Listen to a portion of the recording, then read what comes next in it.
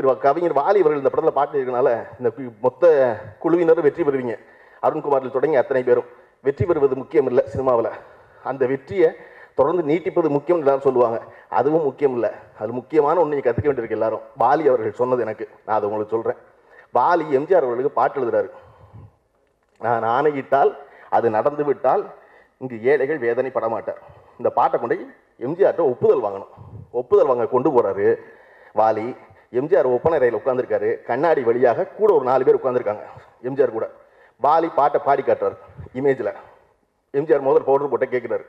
நான் இடது பக்கம் வாலி, நான் ஆணையிட்டால் அது நடந்து விட்டால் அப்படின்னு சொல்லி முடிச்சிடாரு. முடிச்சோன்னே இந்த பக்கம் இருக்க 4 பேர் இருக்காங்கல்ல, அவங்கள பார்த்து கேட்குறாரு எப்படி அப்படிங்கிறாரு எம்ஜிஆர். அவங்க உதட்ட பிதுக்குறாங்க. இன்னும் சரியில்லை என்ன அப்படிங்கிற மாதிரி. வாலியை கவிஞர் நீங்கள் கொஞ்ச நேரம் வெளியே உட்காருங்க. வெளியே உட்கார வச்சுட்டு இந்த 4 பேர்ட்ட என்னய்யா பாட்டு நல்லா இல்லைங்க ஏன் அப்படின்னு எம்ஜிஆர் கேட்குறாரு. அவங்க சொல்கிறாங்க 4 பேரும் ரொம்ப சந்தேகமாக இருக்குண்ணே, நான் ஆணையிட்டால் அது நடந்து விட்டால் இப்படி சந்தேகமாக நம்மளே சொல்லலாமாண்ணே அப்படின்னு இருக்காங்க. கரெக்டு தான்யா அப்படின்னு உட்கார வச்சுட்டு வாலியை உள்ளே கூப்பிடுங்க அப்படிங்கிறார். வாலி உள்ளே வர்றார். மறுபடி மேக்கப் போட்டிருக்கு. எம்ஜிஆர் சொல்கிறாரு, கொஞ்சம் சந்தேகமாக இருக்குது வாலி அப்படின்னு. அண்ணே அது இல்லை நீங்கள் விளக்கம் சொல்லாதீங்கண்ணே, நீங்கள் முதல்ல வேறு ஏதாவது எழுதுங்க அப்படின்னு. அண்ணே நல்லா எழுதுறேன், ஒரு நிமிஷம் நான் சொல்லிடுறேன். அட யோசிக்க தயங்காதீங்க, நீங்கள் வேறு சொல்லுங்கள் அப்படிங்கிறார் எம்ஜிஆர். வாலி சொன்னார், நான் கண்டிப்பாக இந்த மாதிரி 10 எழுதி தரேன், அது ஒன்றும் இல்லை, ஆனால் நான் ஒன்று சொல்லிடுறேன்.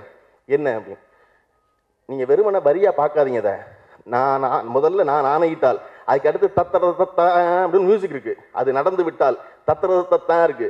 ஆமா, அதுக்கு என்ன நீங்க நான் ஆணையிட்டால்னு சொல்லணும்னு அரங்கத்துல தத்தர தத்தான்ல அவன் சொல்லுவான் ஆணையிடு தலைவான். அவன் அது நடந்து விட்டால்னு நீங்க சொல்லணும்னு நடக்கும் தலைவான்னு அவன் சொல்லுவான்.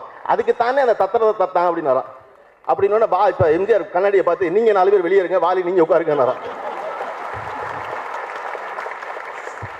ஆக வெற்றி பெறுபவர்கள் எல்லோரும் தெரிந்து கொள்ள வேண்டியது, எப்பொழுதும் சம்பந்தப்பட்ட ஹீரோவோட, சம்பந்தப்பட்ட தயாரிப்பாளரோட, சம்பந்தப்பட்ட மியூசிக் பிரச்சனையே கிடையாது.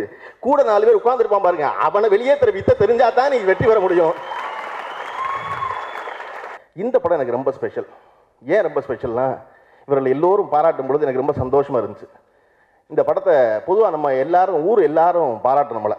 நம்முடைய அப்பாவோ அம்மாவோ எங்கே தூரமான இன்னொரு சின்ன புன்னகையோடு நம்மளை பார்த்துக்கிட்டே இருப்பாங்க. அவர்கள் ஓடி வந்து கை கொடுக்க மாட்டாங்க, பரவசம் ஆக மாட்டாங்க, தட்டி கொடுக்க மாட்டாங்க. காரணம், இந்த ஊர் கொண்டாடுவதற்கு முன்னாலேயே நாம் தனி அறையில் நம்மளை கொண்டாடியவர்கள் அவர்கள். இப்படியெல்லாம் நம்ம மகன் வந்துடுவான், இப்படியெல்லாம் நம்ம மகன் வந்துடுவா அப்படி நினைச்சிருந்ததுனால இப்போ ஊர் கொண்டாடும் போது இதுதான் எனக்கு தெரியுமே அப்படிங்கிற எண்ணம் இருக்கும் அந்த பெற்றோர்களுக்கு. அப்படித்தான் எனக்கு அருண்குமாரை பற்றி இருக்கு இப்போ நேரில் பார்க்கும்போது. காரணம், முதல்ல இந்த படத்தை நான் யூடியூப்ல பார்த்துக்கிட்டு இருக்கும் பொழுது பட்டினிக்கும் பண்ணையாரும்னு எப்படி ஒரு பேர் வைக்க முடியும் அப்படின்னு நினைச்சு அந்த படத்தை பார்த்தேன். அதில் சரவணன் கதாநாயகன் நடிச்சிருந்தார். அதில் பண்ணையாரை நடிச்சிருந்தவர் நம்ம பாரதிராஜா படம் முருகன்.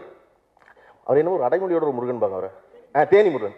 அவருக்கு ஃபோன் பண்ணி கூப்பிட்டு டேரக்டரை சொல்லி பாராட்டி, நான் பார்க்குற ஆட்டையெல்லாம் சமுத்திரக்கனி சசிகுமார் அவ்வளோ பேர் இப்படி படம் பண்ணியிருக்கான், அப்படி படம் பண்ணியிருக்கான்னு சொல்லிக்கிட்டே இருந்தேன் அந்த படத்தை. அதனால இவர்கள் எல்லோரும் பாராட்டும் பொழுது எனக்கு அந்த மகிழ்ச்சி இருக்குது. இதை நான் முதல்ல செஞ்சேன். லாசா ராமமிர்தம் சொல்லுவார், தூரத்தில் ஒரு பெண் வந்து கொண்டிருந்தாள், அழகாக இருந்தாள், அதில் ஒன்றும் ஆச்சரியம் இல்லை. லாசா ராமமிர்தம் கவிதை போல உரைநடை எழுதுறவர். தூரத்தில் ஒரு பெண் வந்து கொண்டிருந்தாள், அழகாக இருந்தாள், அதில் ஒன்றும் ஆச்சரியம் இல்லை, அருகில் வந்த பின்னும் அந்த பெண் அழகாக இருந்தாள். அந்த மாதிரி இந்த படம் ஷார்ட் ஃபில்மா இருக்கும், பிரமாதம் இல்லை. தூரத்தில் ஒரு பெண் அழகாக இருந்தாள், அருகில் வந்த பின்னும், சத்தியம் தேட்டருக்கு வந்த பெண்ணும் அந்த பெண் அழகாக இருந்தாள்னா சிறப்பு தான் அது.